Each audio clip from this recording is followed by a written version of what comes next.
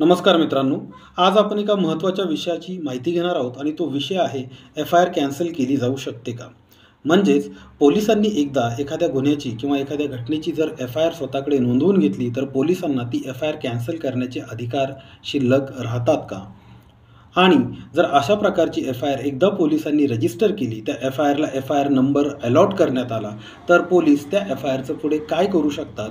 किंवा ती एफ-आय-आर जर क्रॅश करायची असेल, कॅन्सल करायची असेल, तर ते अधिकार कोणाकडे असतात? मित्रांनो, एकदा पोलिसांनी एफ-आय-आर रजिस्टर केली, तिला एफ-आय-आर नंबर पडला आणि ती एफ-आय-आर एकदा पब्लिश केली गेली, की ते पब्लिक डॉक्युमेंट होतं. पोलिसांकडे प्राप्त झालेली अशी कोणतीही माहिती किंवा घटना जी कॉग्निझेबल ऑफेन्स अट्रॅक्ट करते, अशा प्रकारची जी घटना आहे किंवा अशा प्रकारची जी माहिती आहे, ही माहिती लेखी स्वरूपामध्ये पोलीस स्वतःकडे नोंदवून घेतात आणि ती नोंदवून घेतलेली जी माहिती आहे, त्याला फर्स्ट इन्फॉर्मेशन रिपोर्ट असं म्हटलं जातं. एकदा पोलिसांनी एफ-आय-आर ही स्वतःकडे नोंदवून घेतली, तिला एफ-आय-आर नंबर पडला, की ती एफ-आय-आर कॅन्सल करण्याचे अधिकार पोलिसांकडे राहत नाहीत. मग पोलीस अशा पद्धतीने स्वतःकडे नोंदवलेल्या एफ-आय-आरवरती काय करू शकतात? तर ते ॲज पर द सी-आर-पी-सी किंवा ज्याला आपण BNSS म्हणूयात, भारतीय नागरी सुरक्षा संहिता, त्याप्रमाणे त्यांना त्या एफ-आय-आरमधील मॅटर जो आहे, तो इन्व्हेस्टिगेट करणं क्रमप्राप्त असतं.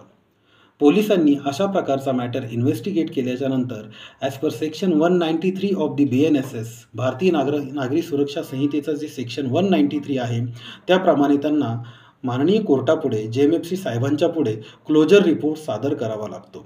जर त्या एफ-आय-आरमध्ये रिपोर्ट केलेली जी घटना आहे, रिपोर्ट केलेली जी माहिती आहे, त्या पद्धतीने जे ऑफेन्सेस झालेले आहेत, त्याला सफिशियंट असे एव्हिडन्सेस प्राप्त झालेले नाही किंवा त्यामध्ये जे ॲक्यूज दिलेले आहेत, त्या ॲक्यूज जर आयडेंटिफाय झालेले नाहीत, त्यासंबंधीची सफिशियंट माहिती की जो तो क्राईम कॉन्स्टिट्यूट करते, अशा प्रकारची माहिती उपलब्ध होऊ शकत नाही, त्याला साजेसे असे पुरावे देखील ते प्राप्त करू शकत नाहीत किंवा मिळालेले नाहीत, असं जर आढळून आलं तर पोलीस JMFCच्या पुढे क्लोजर रिपोर्ट सादर करतात आणि JMFC तो क्लोजर रिपोर्ट ॲक्सेप्ट करतात. जर JMFCनी तो क्लोजर रिपोर्ट, ज्याला आपण कॅन्सलेशन रिपोर्ट असं देखील म्हणतो, जर तो कोर्टाने ॲक्सेप्ट केला तरच ती केस क्लोज होते. अन्यथा पोलिसांना स्वतःला इतर दुसरे अधिकार एकदा एफ-आय-आर रजिस्टर करून घेतल्याच्यानंतर कॅन्सल करण्यासंबंधीचे अधिकार राहत नाहीत. मग ज्या हायकोर्टच्या ज्या पॉवर आहेत, सेक्शन 530 ऑफ द BNSS प्रमाणे तुम्हाला चार्जशीट दाखल झाल्याच्यानंतर किंवा चार्जशीट दाखल होण्यापूर्वी कोणत्याही स्टेजला हायकोर्टच्या पुढे संदर्भित जी एफ-आय-आर आहे, ती क्रॅश करण्यासाठी हायकोर्टच्या पुढे अर्ज सादर करावा लागेल आणि हायकोर्ट मग स्वतःच्या डिस्क्रिशनप्रमाणे ती एफ-आय-आर क्रॅश करायची की नाही ते ठरवेल आणि त्याप्रमाणे ऑर्डर पास करेल.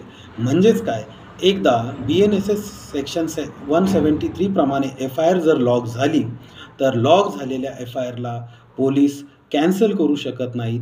कोणत्याही परिस्थितीमध्ये रजिस्टर्ड केलेल्या एफ-आय-आरला एकदा का तिला नंबर पडला, तर रद्द करण्याचे, कॅन्सल करण्याचे अधिकार पोलिसांकडे नसतात.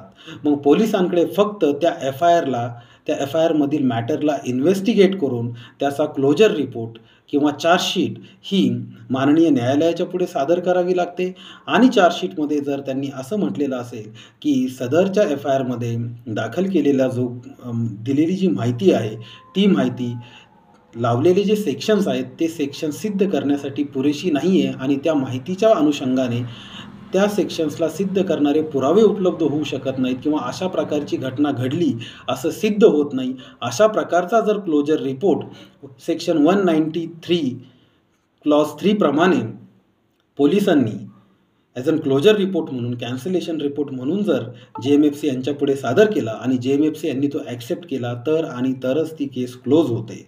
म्हणजेच काय, कॅन्सलेशन ऑफ दी एफ-आय-आर किंवा एफ-आय-आर रद्द करण्याचे अधिकार पोलिसांकडे राहत नाहीत, एकदा जर ती एफ-आय-आर पोलिसांनी रजिस्टर केली तर.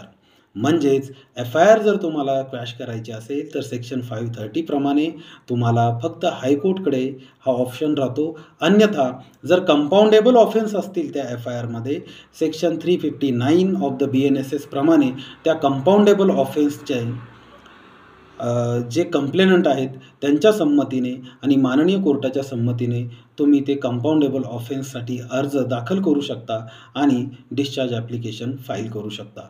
म्हणजेच काय, FIR once logged, once register, it cannot be cancelled by police officers because they are having only powers to investigate that matter. तो मॅटर इन्व्हेस्टिगेट करून क्लोजर रिपोर्ट सादर करणे आणि चार्जशीट सादर करणे या दोनपैकी एक ऑप्शन फक्त पोलिसांकडे राहतो. कॅन्सलेशनचे अधिकार रजिस्टर एफ-आय-आर केल्याच्यानंतर पोलिसांकडे राहत नाहीत. म्हणून एफ-आय-आर जर कॅन्सल करायचे असेल तर हायकोर्टचे जे सेव्हिंग राईट्स आहेत, ज्या पॉवर्स रिझर्व्ह पॉवर्स आहेत सेक्शन 530 त्याप्रमाणे एकतर हायकोर्टला ती पॅशिंग करता येईल किंवा मग जर कंपाउंडेबल ऑफेन्स असतील तर as per section 359 of this BNSS त्याप्रमाणे तुम्हाला ते ऑफेन्स कंपाऊंड करून घेता येतील माननीय कोर्टाच्या परमिशनने. मित्रांनो, आजची माहिती ही एफ-आय-आर पोलीस कॅन्सल करू शकतात का या संबंधीची होती. जर पोलीस ती माहिती एफ-आय-आर कॅन्सल करू शकत नसतील तर ती एफ-आय-आर क्रॅश करण्याचे राईट्स हे हायकोर्टकडे आहेत आणि जर कंपाउंडेबल ऑफेन्स असतील तर ते कंपाउंडेबल ऑफेन्स तुम्ही माननीय कोर्टाच्या पुढे कंपाऊंड करून घेऊ शकता आणि डिस्चार्ज करून घेऊ शकता. तर आजच्या व्हिडिओमध्ये इतकंच मित्रांनो. धन्यवाद.